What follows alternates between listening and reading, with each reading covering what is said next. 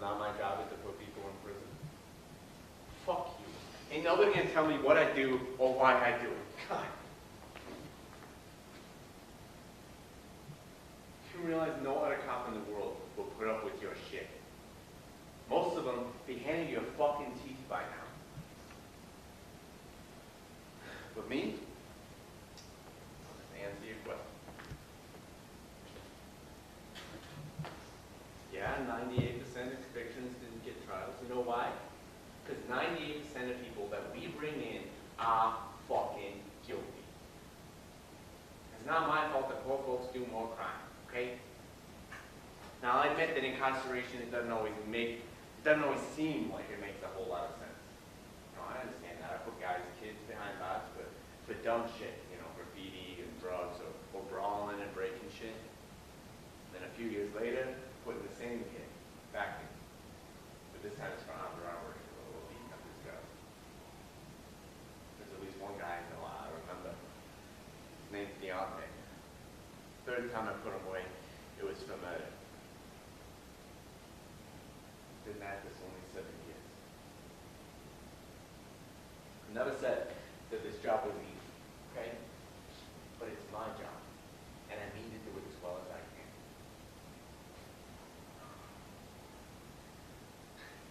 You know how earlier I told you if you want to change this stuff, you got to change the laws, get the legislature to. I'm sorry, but that ain't gonna win. Because let's face it, we're better organized than you. The police union practically writes half the laws that I enforce. So if you want to change that, you want to change a system like that, what you really need is someone like me. Someone who's willing to work it from the inside.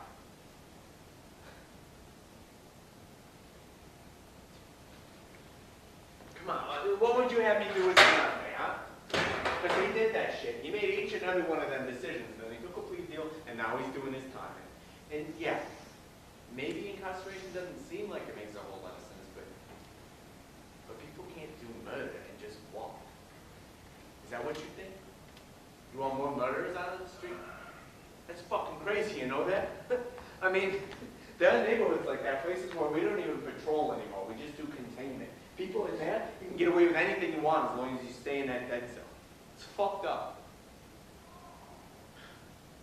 My neighborhood used to be a place like that. We brought in a private center, we got youth programming, all kinds of community engagement. I go to every civic association meeting, and let me tell you, those people, they are so thankful. That ain't good enough for you. You look at that and you say, gentrification, right? Like it's my fault that I can't save everybody from the ghetto. How many people you say?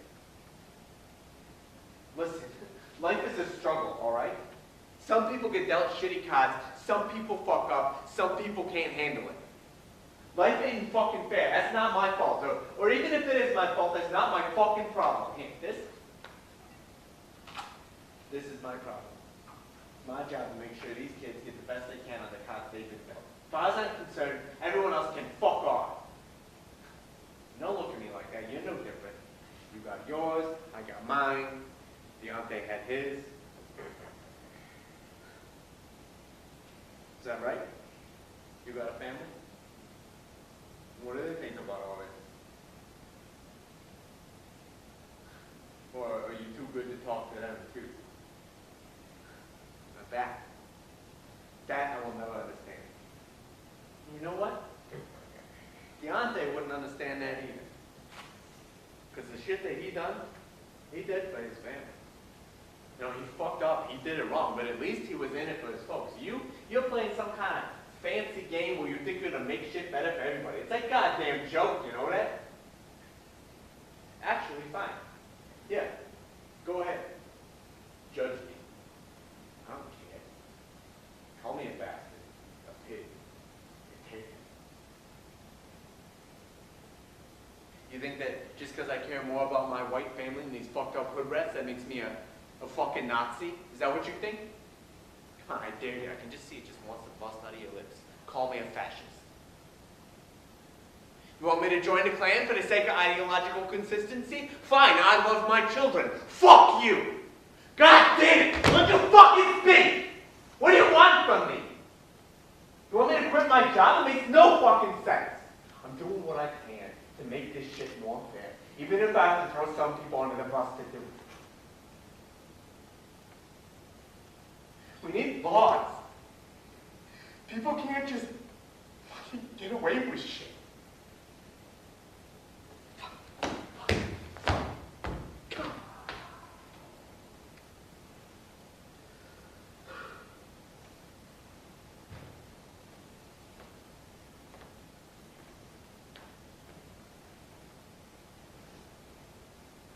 Last fall, I arrested these kids.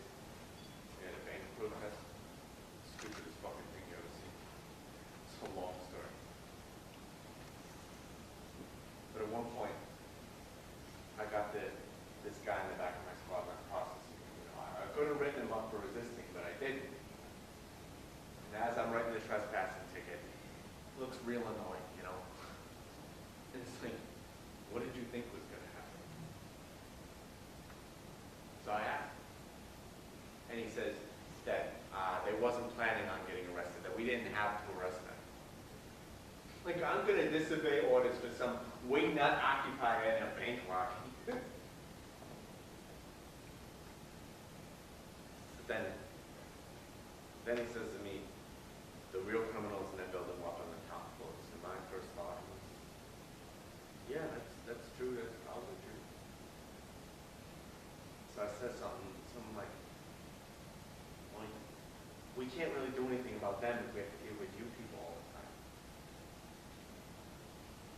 He didn't say anything back. He just looked away like I had just said the stupidest fucking thing he's ever heard.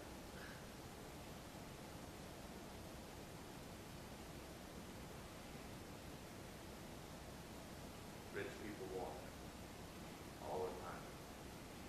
Day is never going to come that I go into work and my boss says to me, well, me, it looks like we're going to leave all the poor folks and anarchists alone. Time to go bust some investment bankers. Rich people get away with murder, drugs, fraud, prostitution, extortion, I mean, you name it. Prisons are full of poor people because the rich criminals don't go there.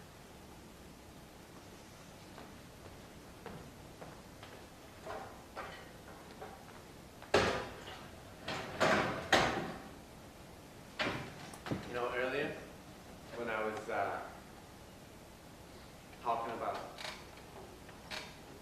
my class, you know, logic and reasoning, I realized something. All cops are bastards could be true. It is logically sound. If bastard is an inherent characteristic of cop.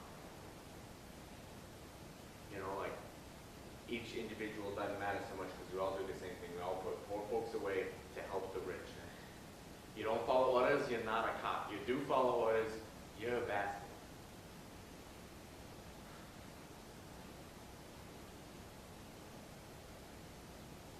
I patrol my neighborhood every day, watching people, seeing them struggle. And I know these people, you know, I'm their fucking neighborhood liaison, right? I watch Deontay struggle. And don't think, I wasn't lying before I do counsel people. There were days I really believed in Deontay. But like I said, that ain't my job. My job is to watch. And to wait. Until the time when Deontay's struggle gets desperate enough that they can justify sending me to put him away.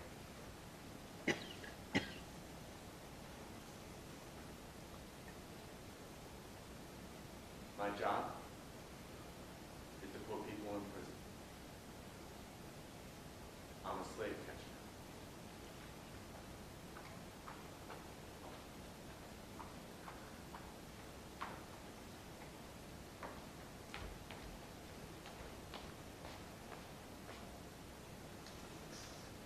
So we still have slave catchers, which is why we still need to continue the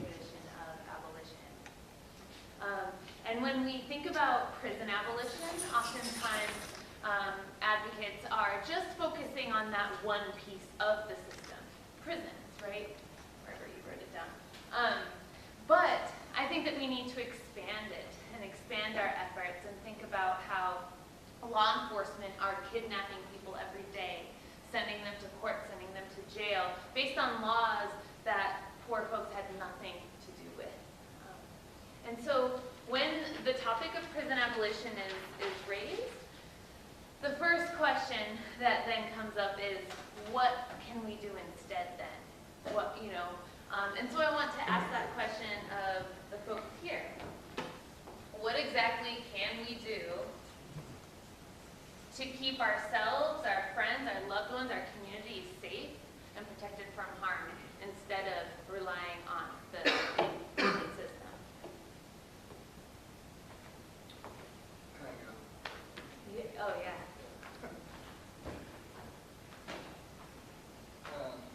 What do you folks think?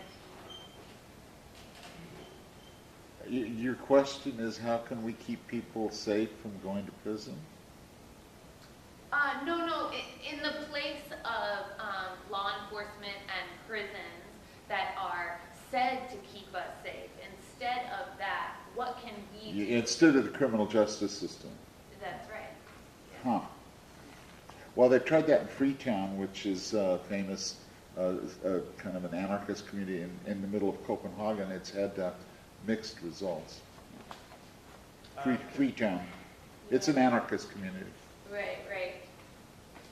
Any particulars? I mean, I'm sure that they've maybe, developed some sort of process for dealing with people who do actually commit harm, right? So maybe that's an accountability process.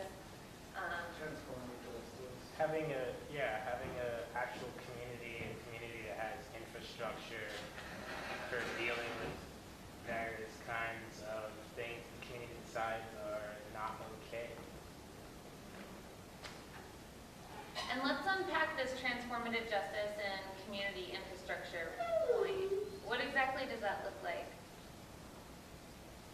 It looks at where the underlying reasons for this problem, and if it has to do with, for instance, being poor, or maybe a part of the solution is housing, and make sure the resource, basic needs are met,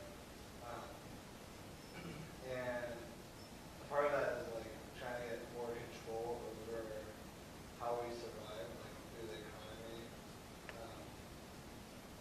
and if it's addiction, and more therapy, actually heal, a healing process for that, to deal with that problem, and also confronting the drug trade in general. Right. Too.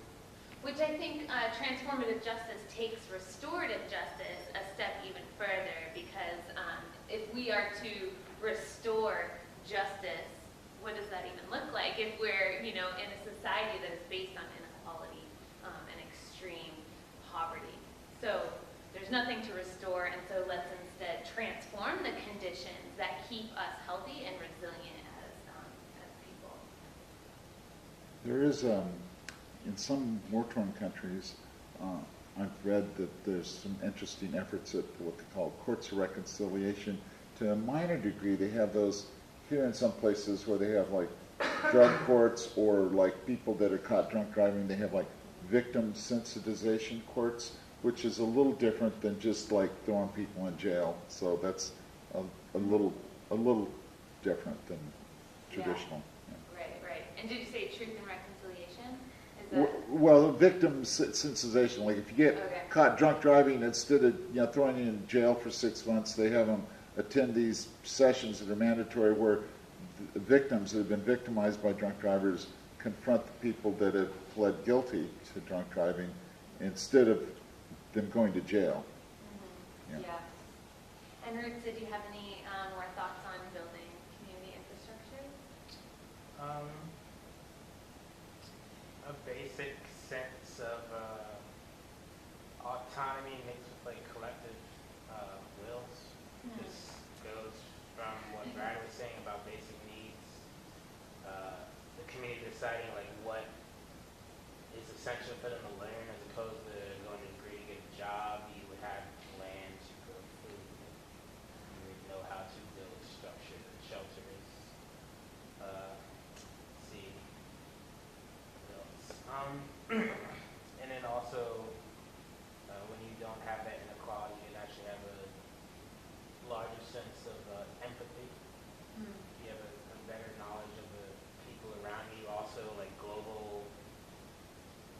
the largesse of global capitalism is an impediment to this, and even the use of technology is a way to keep people isolated. Right, All these things will go away, or be diminished. Yeah, absolutely. There's one other that we haven't touched on, and it's sort of falling off now, ironically, because courts have less money, but there's like community service instead of in lieu of jail, which is I kind of favor community service myself. I think it's something you ought to be doing anyway, but anyway, sometimes courts sentence people to community service instead of a jail term or a fine. Yeah. Yeah. Although I know when the courts gave me my community service, it was like, sorting through old clothes in the Salvation Army, shit that I did not want to do. Yeah. So I think it's interesting to think about the ethics of that, or the principles behind it that are driving it, and how it actually plays out in people's lives. I'm just looking at the whole jail thing. I think is an anachronism. One of the things that scares me though is this home monitoring, which means you pay for it, and of course they could have everybody in jail, like with home monitoring and these ankle bracelets, and so the sky's the limit. Right now, at least they're limited by how much jail space they have, but in the future, like you could just have everybody in jail. Yeah.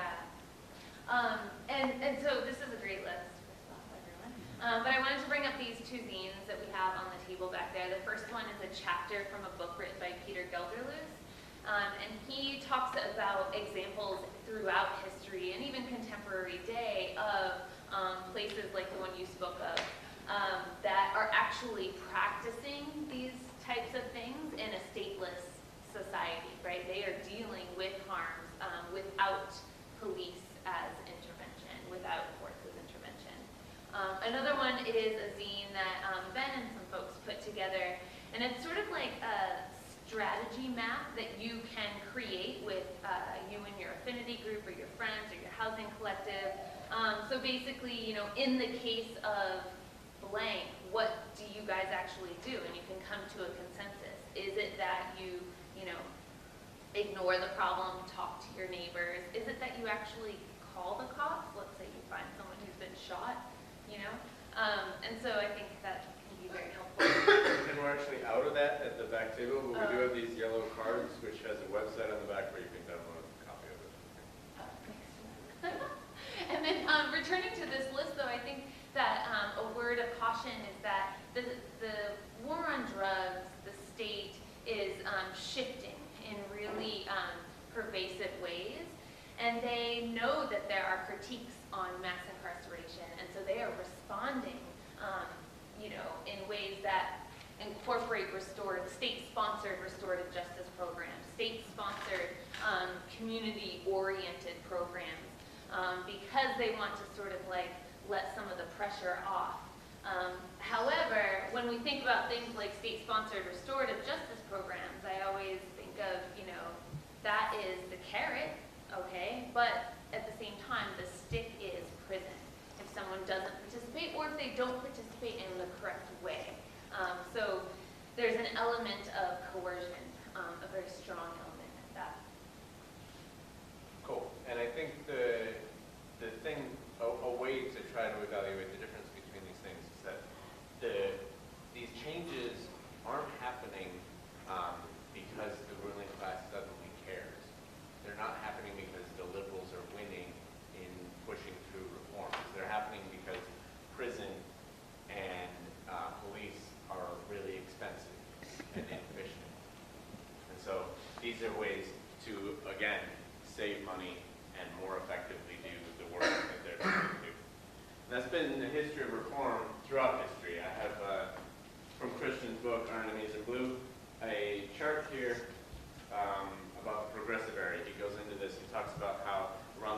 century, people wanted to transform American politics, get the break up the machine governments that were going on, where you had a party boss who kind of ran everything, and the police worked directly and answered directly to him, and it was all about flows of corruption and graft and keeping him in power. And so the progressives, in order to break that system up, made the police force more autonomous and gave them a separate branch of the government. And that autonomy by the 60s and 70s had evolved into the police unions and the fraternal orders of police. And these are explicitly political organizations that exist to advance the interests of the police force in and of themselves. And their lobbying efforts were a large contributor to the whole tough on crime movement and the war on drugs and mandatory minimum sentences and law and order politicians that came in the 70s and 80s. And this red stuff, that's the incarceration rate. So you can see how this inadvertently came from or was added to by these reforms. And there are other cases where reforms have unintended consequences, that they actually bring about effects that weren't part of the design. And we have a book here that we're not selling because it's just published by a corporate What's the press. title of it? It's Discipline and Punish by Michelle Foucault. Discipline and Punish. That's correct. And who's the author? Michelle Foucault. Thank you. You're welcome. And he is a theoretician, and he tracks the rise of the U.S. prison system. And he first looks at how prison was actually meant to be a more humane system to deal with crime, to replace public floggings and these more, visceral forms of public punishment. But then what he goes on to say is, so now incarceration, instead of punishing the body, it now punishes the soul. And through techniques of, monitoring, surveillance, and non-scarring forms of torture, that the prison actually creates docile bodies.